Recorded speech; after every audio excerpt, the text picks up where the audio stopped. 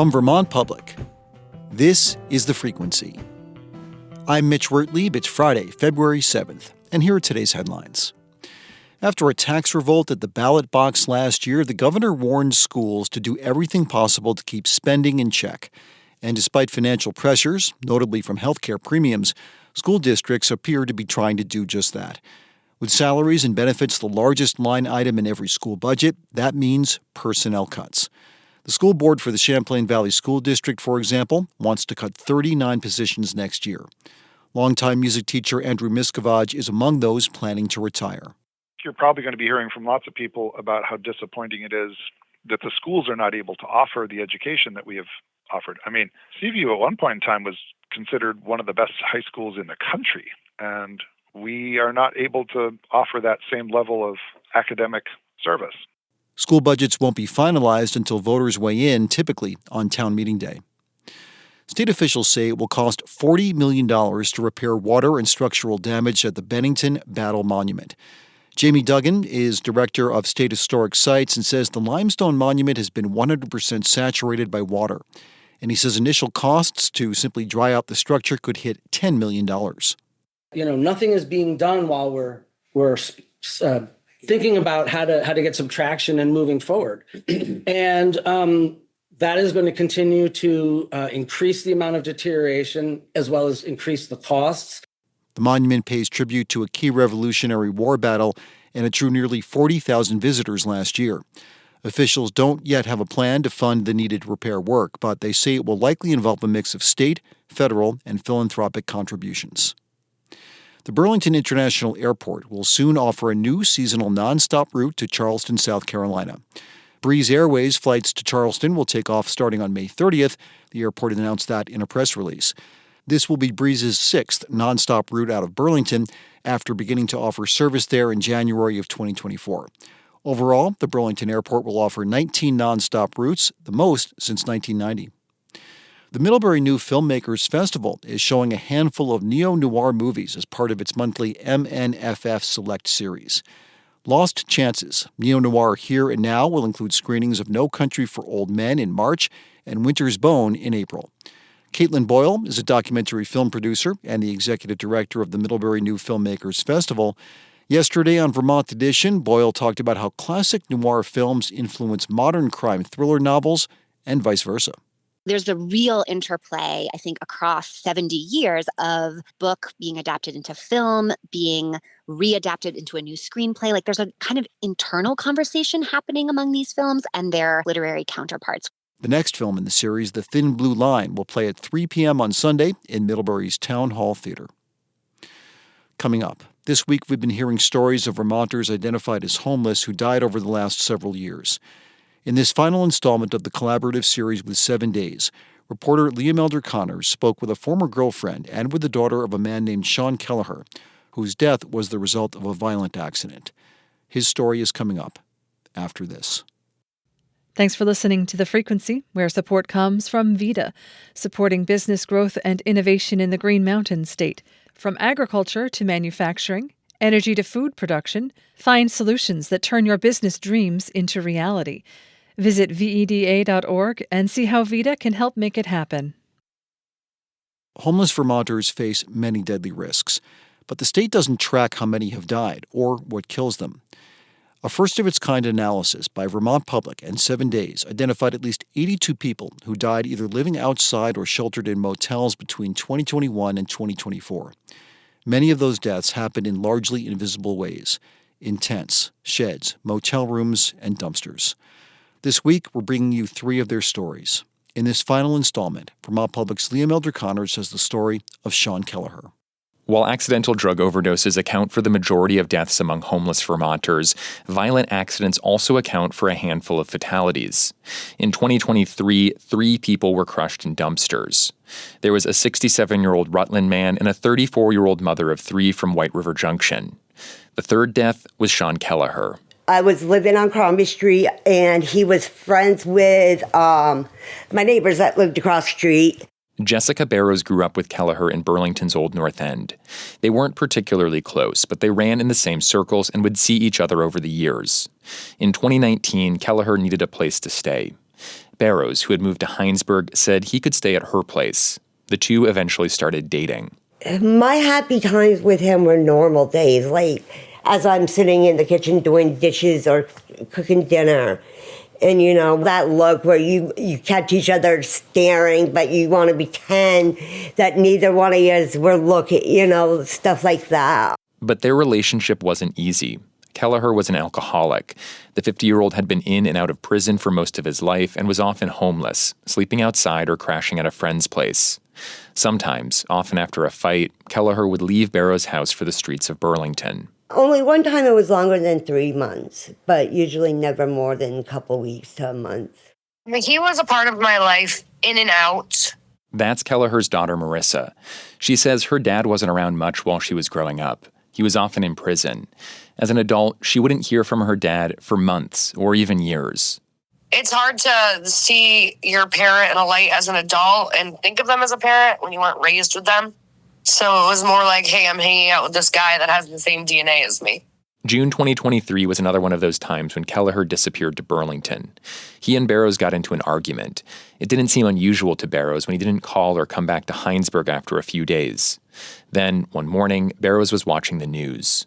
Update now to the man found dead at a Williston recycling facility last week. Today, police are saying who he is. Williston police say 50-year-old Sean Kelleher was found. Said Sean Kelleher, and I didn't hear the rest. The body found, I remember the headline said, Burlington man's body found. And I remember I heard it, and I had to rewind it because I have DVR. So I could get the number to where to call. Workers found Kelleher's mangled body a few days earlier on the conveyor belt at Casella's Williston recycling facility. Police identified Kelleher using his tattoos, but they couldn't find any next of kin. That's why they put his name on the news. Barrows says she's struggled since Kelleher died. She, too, is a recovering drug addict and formerly homeless. After Kelleher died, she says she started using again, fell behind on her bills, and almost lost her housing. Something just told me one day, this isn't helping. Sean wouldn't want this. Something woke me up and was like, okay, we got to get this fixed. And I did. I eventually fixed everything. It took about 4 or 5 months to get the bills back where they're normal sized. Marissa, Kelleher's daughter, says her grief has been complicated. I didn't cry right off because it's hard to miss someone that you're used to living without. But I can say that once it hit me and the realization, I don't think that I cried because I missed him. I think I cried because of the potential relationship that we could have and that we didn't have that option anymore. Marissa held a memorial for her dad about a month after he died. It was a small event, just some family and one of her dad's close friends. They brought his ashes to the Burlington waterfront and then dropped off care packages to a local homeless shelter. For Vermont Public, I'm Liam Elder Connors. This story was co-reported by 7 Days staff writer Derek Brower. You can read the story at vermontpublic.org, at 7daysvt.com, or in this week's print edition of 7 Days. And please do take a pause if necessary before we turn to news from a week in the world of sports, as we do each Friday here on The Frequency. We'll start with the shifting winds that blew through the NBA before the league's trade deadline. And like a Larry Bird no-look pass that takes everyone watching by surprise, coaches, players, fans, and pundits alike are still trying to get a handle on the swap that had the Dallas Mavericks sending Luka Doncic to the LA Lakers in exchange for Anthony Davis. There were other players involved in what was a 3-team swap, but the shockwaves were all about Doncic and Davis trading places. And when I say no one saw it coming, that includes Lakers superstar LeBron James, who reportedly thought the deal was a hoax when he first got wind of it. At 25 years old, Doncic is already one of the game's most prolific scorers. He led the league last year, averaging nearly 34 points per game, and the Boston Celtics had their hands full in the finals trying to keep the European phenom contained en route to their eventual championship. Doncic now joins one of the greatest players of all time, the ageless LeBron James, creating a 1-2 offensive punch that will be fascinating to watch and difficult, to put it mildly, for other teams to defend. Now, Anthony Davis is no slouch himself. The big man was key to the Lakers winning the title in 2020, and he can light it up on offense too, averaging 25 points per game this season. but his chief strength is being an elite defender. He's pulled down nearly 12 rebounds per game this year and defends the rim as well as anyone in the game. Still, it was thought Doncic was simply untouchable as trade bait. The Mavericks obviously think otherwise. Not satisfied with making it to the finals last year, only to lose to Boston in 5 games, they're betting on the old adage that defense wins championships. But Davis is 31 years old, 6 years older than Doncic, and unlikely to match the mega-point output Luka provided for Dallas. The call here is bold move by the Mavs, but this trade favors the Lakers. Also this week, the Miami Heat finally solved their Jimmy Butler problem, trading their disgruntled superstar who made no secret of wanting out of South Florida to the Golden State Warriors. The Heat get a pretty good forward in Andrew Wiggins, who's averaging 17 points per game this season. But really, they just wanted to dump Butler and his $52 million player option for next year. The Warriors hope Butler can mesh well enough with the aging but still transcendent Steph Curry to help them turn back the clock and make another run or two in the playoffs.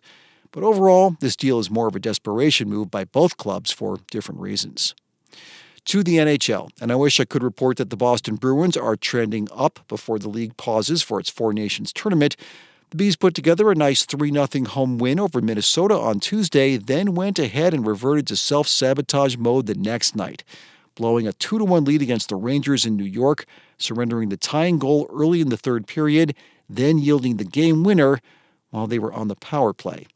So with one game left before the break, the Bruins are outside the playoff bubble and looking like a postseason no-show unless they can put together a string of wins after the tournament. Solving their Jekyll and Hyde home road problem would help. They're an impressive 18-8-3 at TD Garden this season, but a woeful 9-15-3 away from Boston. As for the Four Nations tournament, great substitute for the meaningless All-Star game no one really cared about. Instead, some of the league's best players from the U.S., Canada, Finland, and Sweden will compete against each other in a round-robin format not unlike the Olympics. My only beef is, since it's limited to those 4 countries, what about stars like David Pastrnak of the Czech Republic, Leon Draisaitl of Germany, or the player likely to pass Wayne Gretzky for the most goals scored in NHL history, Alex Ovechkin, who's from Russia? If this really is an alternative to the All-Star game, shouldn't it come closer to showcasing all the stars? Now, there's a football game coming up on Sunday. Let's hope it's super enough to bowl us over. I would have been more excited to see at least one of 2 teams that have never won the big game before, the Detroit Lions or Buffalo Bills, playing for the Lombardi Trophy. Instead, I'm forced to root against the Kansas City Chiefs, becoming the first NFL team to win the title 3 years in a row. I'm sure this is how football fans outside New England felt about the Patriots during their dynasty years, so I shouldn't complain. But I really do hope the Philadelphia Eagles can knock down Pat Mahomes and company by winning just their second championship in franchise history. The first, by the way, came against Tom Brady and the Patriots, so they have some experience toppling MVP quarterbacks and playing the upset card. The Eagles certainly can win it.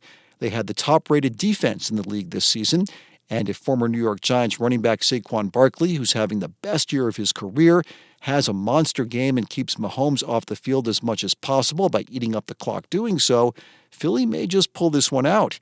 So I'm calling it for the Eagles, 27-20, which means you should probably go ahead and bet on the Chiefs. And if you are wagering, please do so with insane financial means.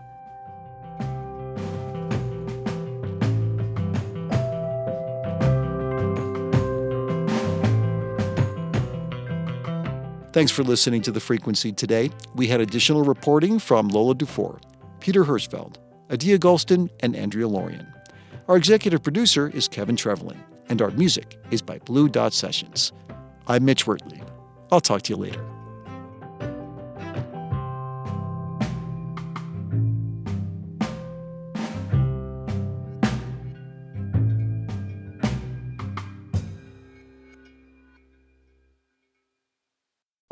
Each morning, it's a new opportunity, a chance to start fresh. Up First from NPR makes each morning an opportunity to learn and to understand.